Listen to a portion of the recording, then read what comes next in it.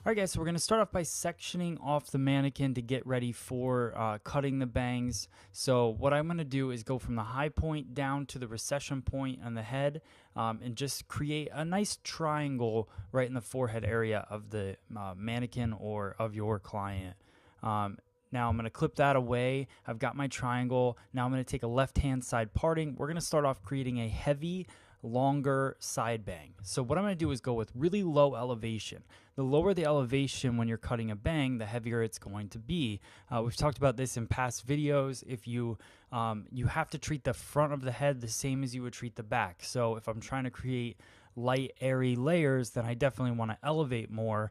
With this, what I want to do is add some extra weight, and this would be for somebody that maybe wants to be able to pull their hair back and doesn't want the hair to fall out, things like that, but they still want that kind of angled fringe around the face. So I keep the low elevation. I work diagonal sections all the way back, bringing them to a stationary guide, and then connecting it on the opposite side.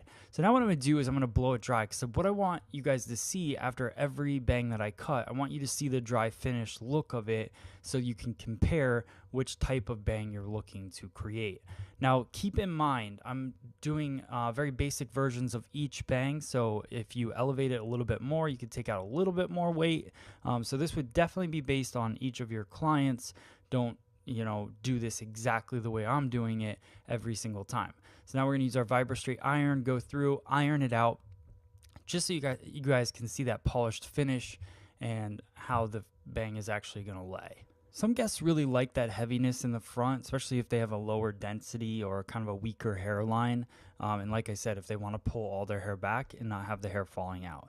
So now we're going to move into a light, long side bang. And what this is going to do, it's going to be cut pretty much the same. The only difference is now we're elevating the hair. So we talked about the more you elevate the hair, the lighter it's going to be in the front. So I'm doing a 90-degree elevation with a stationary guide. So I'm over directing everything over to the same point, pushing it away from my body.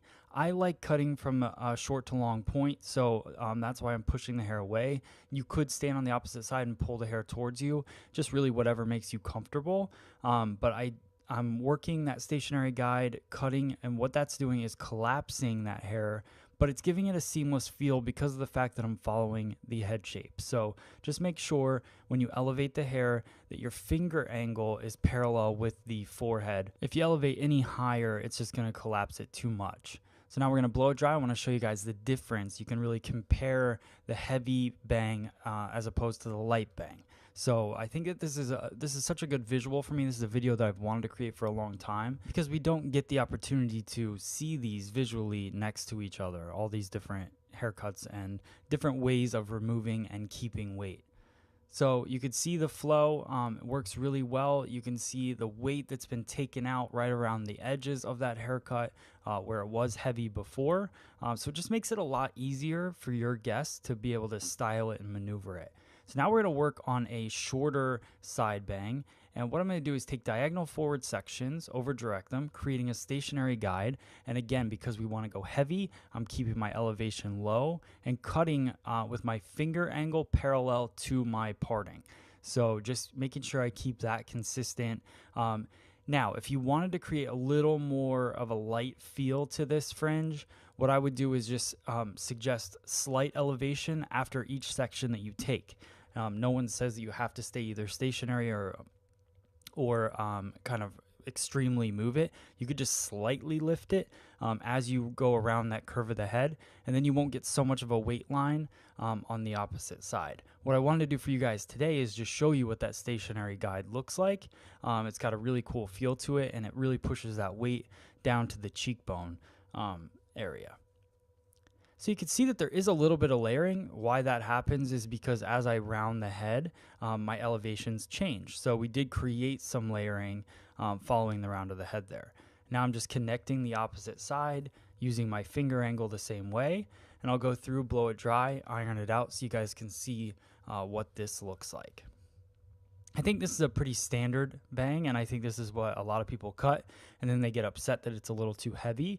So this is definitely, you got to listen to your guest, what they're looking for, but I'm going to show you guys how to make it look lighter and more PC in a second.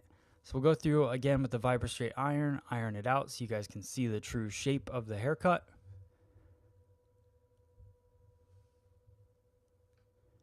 You'll notice when I'm cutting hair, I'm using a tighter teeth comb. I'm using a 339 comb from YS Park. When I go through to iron the hair, I use this is the 337 comb, just because it's a little bit easier to get through the hair. You can see that nice soft angle. That's all created with over direction and finger angle, guys. So pretty cool. Now we're going to do a light, short, more airy, kind of fringy, I guess fringy would be the word, but a PC look in the bangs. So what I'm going to do is take the weight, over direct everything over the part. So I'm taking a vertical section, over directing everything over the part, twisting it, pinching it in my finger, and doing a tease cutting technique with the scissor. What the tease cutting technique is, if you haven't seen that in some of our past videos, you can also look it up on our YouTube channel for sure. But the tease cutting technique is a half open, half closing of the scissor. So you're just closing the scissor down on, pinching the hair into the scissor. You'll be able to see a better angle of it here. So I take that vertical section and then I'm just half closing as I go into the hair. We definitely have more detailed videos on that technique if you're looking to learn it. You also could create more of a light PC feel by elevation. So remember the second bang cut that we just did, all you'd have to do is elevate those bangs up and you would get the same sort of effect. I like it being a little more choppy, and that's what the tease cutting technique does. It's not giving it an exact feel, it's giving it more PC kind of textured feel. Now we're going to go through and cut a straight bang. I like to do this on dry hair if I can. And what I do is I use the tip of the scissor or the blade of the scissor to lift up the bang. I slide my comb underneath using not super wide teeth, but not super tight either. So the 339 comb works pretty well for me for this. And I go in, I hold the hair up with a nice elevation, not too high, because again, the higher I elevate that comb, the more layered effect I'm going to get on the hair. So I want that nice solid line in there. So I just hold the hair tight with the comb and I go through and I use my blade to cut the scissor and I use the comb to hold the tension. So you can see you get that nice hard line fringe in there. That works for any place throughout the head to create that straight line.